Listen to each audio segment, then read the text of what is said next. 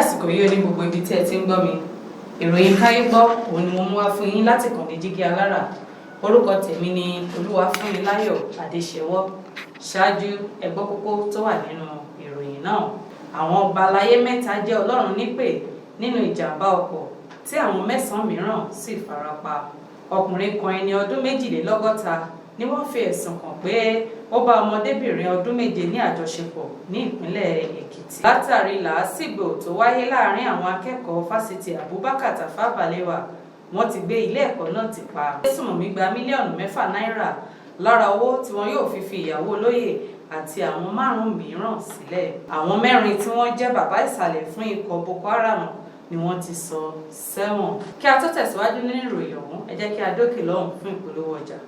Tẹlifíṣàn kan àrà ọ̀tọ̀ tí aráyé fẹ́. Prison 24 TV láyé sọ. Àtúntò àrèrè pàkó yí bàbá màgánà. Àǹfààní ńlá ló wọlé tọ̀ wá wáyé o. Àǹfààní láti darapọ̀ mọ́ iléeṣẹ́ amóhùnmáwòrán àti rédíò orí ẹ̀rọ ayélujára kan nílẹ̀ yìí. Prison 24 TV Jígí Alára rédíò tó kalẹ̀ ká sílùú Ìbàdàn. Iléeṣẹ́ tẹlifíṣàn tí wọ́n mọ̀ mọ́ àwọn ètò àtàtà lóríṣiríṣi ni. Àǹfààní ńlá rèé o fún gbogbo ẹni tó ní ẹ̀bùn àti ọgbọ́n àtinúdá láti wá fi ẹ̀bùn tiyín náà hàn. Kẹ́yìn náà lè di ìlúmọ̀ọ́ká gbóhùnsáfẹ́fẹ́. Akọ́ṣẹ́mọṣẹ́ agbóhùnsáfẹ́fẹ́ lédè Yorùbá pọ́nbélé àti Gẹ̀ẹ́sì ni wọ́n ní. Tàbí akọ̀ròyìn àti akàròyìn eré ìdárayá àti bẹ́ẹ̀ bẹ́ẹ̀ lọ lédè Yorùbá àtèdè Gẹ̀ẹ́sì. Ayàwòrán cameraman. Aṣàwòrán pọ̀ editor. Onímọ̀ nípa ìwádìí ìtàn documentary researcher. Onímọ̀ nípa ìpolongo ọjà lójú òpó ayélujára. E-marketer àti akọ̀wé secretary. Àǹfààní tún wà fún ẹni tí ò tí ì máa gbóhùnsáfẹ́fẹ́ ya àwòrán so àwòrán pọ̀ àti bẹ́ẹ̀ bẹ́ẹ̀ lọ ṣùgbọ́n tó gbàgbọ́ wípé o lè kọ́ṣẹ́mọṣẹ́ lórí ẹ̀. Àwọn nọ́mbàs wọ̀nyí ni kẹ́ ẹ pè fẹ́kúnrẹ́rẹ́ àlàyé o 0705 058 0241 àti 09039893895. tàbí kẹ́ WhatsApp nìkan sórí +1347 285 7401. lórí Facebook, Instagram àti Twitter ẹ kàn sí @prism24tv. wá lo ẹ̀bùn tiẹ̀ náà níbi táyé ó ti gbà ọ́ ní Prism 24 TV Jígí Alára rédíò. a máa retí yín o. Prison 24 TV Jígí Alára rédíò ní gbogbo àwọn tó dá mọ̀ ń gbọ́. Prison 24 TV Jígí Alára rédíò ní gbogbo àwọn tó dá mọ̀ ń sọ. Tẹlifíṣàn kan àrà ọ̀tọ̀ tí aráyé fẹ́. Prison 24 TV láyé sọ. Ó ti akájọ tẹ̀ síbi táyé ti tẹ̀ sí ó yá. Prison 24 TV láyé sọ. Ẹ káàbọ̀ padà láti ojú ọjà. Ìròyìn ọ̀hún rèé lẹ́kùnrẹ́rẹ́. Àwọn ọba aláyé mẹ́ta jẹ́ Ọlọ́run nípè nínú ìjàmbá ọkọ̀ tí àwọn 9 mìíràn sì farapa. Àwọn adarí ìlú mẹ́ta láti ìjọba ìbílẹ̀ Oríire ní ìpínlẹ̀ Ọ̀yọ́ ni wọ́n fìdí rẹ̀ múlẹ̀ pé wọ́n ti di olóògbé nínú ìjàmbá ọkọ̀ tó wáyé ní ọjọ́ Ẹtì. Àwọn 9 mìíràn ni wọ́n tún farapa nínú ìjàmbá èyí tí òun náà wáyé ní ọjọ́ ìkó náà.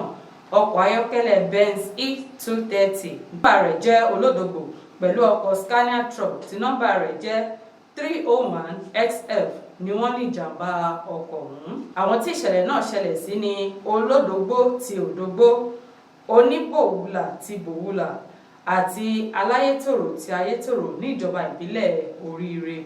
Agbẹnusọ fún àwọn àjọ ẹ̀ṣọ́ ojú pópó FRSC Joshua Adékànyìn fi ìdí ìṣẹ̀lẹ̀ náà múlẹ̀. Ó ní ìkọlù ọ̀hún wáyé ní òpópónà Másọ̀sẹ̀ Ògbómọ̀ṣọ́ sí Ọ̀yọ́. Wọ́n ti gbé àwọn tí wọ́n farapa lọ sí ilé ìwòsàn Lautech Teaching Hospital nígbàtí wọ́n sì gbé òkú àwọn tí ó kú sí ẹ̀ka ìgbókùsí ní ilé ìwòsàn kan náà. Ọkùnrin kan ẹni ọdún 62 ni wọ́n fi ẹ̀sùn kàn pé ó bá ọmọdébìnrin ọdún 7 ní àjọṣepọ̀ ní ìpínlẹ̀ Èkìtì. Ọwọ́ ṣìkún àwọn ọlọ́pàá ti tẹ ọkùnrin kan tí orúkọ rẹ̀ ń jẹ́ Sunday Falana fún ẹ̀sùn ìbálòpọ̀ pẹ̀lú ọmọ ọdún 7 ní ààyè ọjà Èkìtì ní ìjọba ìbílẹ̀ Mùbà. Afurasí ọ̀hún tí ìnagijẹ rẹ̀ jẹ́ Sẹ́bùkì ni ó fi ipá gba ìbálé ọmọbìnrin ọ̀hún ní nǹkan bí aago 7:15 ní ọjọ́ Àbámẹ́ta. Nígbà tí ó ń ṣe àpatẹnujẹ́wọ́ ní àgọ́ àwọn ọlọ́pàá, ó ní ọmọdébìnrin náà ló wà ní ilé ìwé alákọ̀ọ́bẹ̀rẹ̀ ìpele kejì ní ilé ìwé St John Anglican Primary School ní Ìlégòsì ní agbègbè ọjà Èkìtì. Ó ní òun pe ọmọ náà láti wá jẹ ìrẹsì ní ilé òun nígbà tí òun rán ẹ̀gbọ́n rẹ̀ tó wà níbẹ̀ níṣẹ́. kí ààyè lè gba òun. Agbẹnusọ fún iléeṣẹ́ ọlọ́pàá ní ìpínlẹ̀ Èkìtì DSP Sunday Abutu fi ìdí ìṣẹ̀lẹ̀ náà múlẹ̀ tí ó sì wí pé afurasí ọ̀hún ti wà lágọ̀ọ́ wọn tí wọn yóò sì taari rẹ̀ sí àwọn àjọ tó ń wádìí ìwà ìbàjẹ́ SCID ní olú iléeṣẹ́ ọlọ́pàá tó wà ní Adó Èkìtì láti ṣe ìwádìí tó lóòrìn. Látàrí làásìgbò tó wáyé láàrin àwọn akẹ́kọ̀ọ́ fásitì Abubakar Tafawa Balewa, wọ́n ti gbé ilé ẹ̀kọ́ náà ti pa. Àwọn akẹ́kọ̀ọ́ fásitì Abubakar Tafawa Balewa ni wọ́n dá làásìgbò sílẹ̀ ní ilé ẹ̀kọ́ wọn ní ọjọ́ Ajé látàrí ọ̀kan lára àwọn akẹ́kọ̀ọ́ wọn tí àwọn ikọ̀ aláàbò ṣekú pa. Akẹ́kọ̀ọ́ náà ní orúkọ rẹ̀ ń jẹ́ Joseph Agabaidu, ẹni tí ó wà ní ìpele tó kẹ́yìn lẹ́nu ẹ̀kọ́ rẹ̀.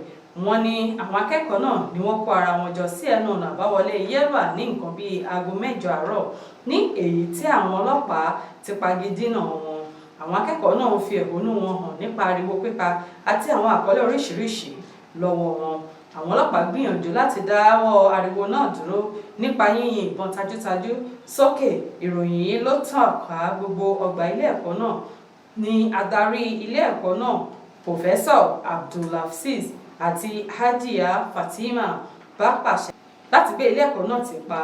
Wọ́n ti ilé ẹ̀kọ́ náà fún ọ̀sẹ̀ kan tí wọ́n sì pàṣẹ fún gbogbo akẹ́kọ̀ọ́ láti kúrò ní agbègbè ilé ẹ̀kọ́ náà. Àwọn agbésùmọ̀mí gba mílíọ̀nù 6 náírà lára owó tí wọn yóò fi ìyàwó olóyè àti àwọn 5 mìíràn sílẹ̀. Àwọn agbésùmọ̀mí ti fi ìyàwó olóyè Gombe ní Gwangada ní agbègbè Kúyẹ̀ ní ìlú Àbújá sílẹ̀ pẹ̀lú àwọn 5 mìíràn ní ìrọ̀lẹ́ ọjọ́ Ẹtì nínú igbó kan tó wà láàrin Àbújá àti ìpínlẹ̀ Nasarawa. Ọ̀gá àwọn agbésùmọ̀mí náà ní òun kò mọ̀ọ́mọ̀ yọ̀ǹda àwọn ènìyàn náà ní nítorí káàdì pè tí owó rẹ̀ tó ẹgbẹ̀rún 12 náírà tí ọ̀kan nínú ẹbí àwọn tó wà lápamọ́ rẹ̀. Kò sí ọ̀rọ̀ kankan tó jáde láti ẹnu agbẹnusọ fún iléeṣẹ́ ọlọ́pàá FCT SP Ade Josephine lórí òmìnira àwọn ènìyàn náà. Àwọn 4 tí wọ́n jẹ́ bàbá ìsàlẹ̀ fún ikọ̀ Boko Haram ni wọ́n ti sọ sẹ́wọ̀n. Ilé ẹjọ́ gíga tó kalẹ̀ sí Dawaki ní ìlú Àbújá ní ọjọ́ Ajé ló ti sọ bàbá ìsàlẹ̀ Boko Haram 4 sẹ́wọ̀n. Àwọn ẹni náà ni Modu Aisami, Zana Zarama, Umar Muhammed pẹ̀lú Bunu Kami. Gẹ́gẹ́ bí Kamarudin Ogundele ṣe sọ, ó ní àwọn afurasí ni wọ́n gbà pé àwọn jẹ̀bi ẹ̀sùn tí wọ́n fi kàn wọ́n, tí wọ́n wá rọ ilé ẹjọ́ láti ṣíjú àánú wò wọ́n.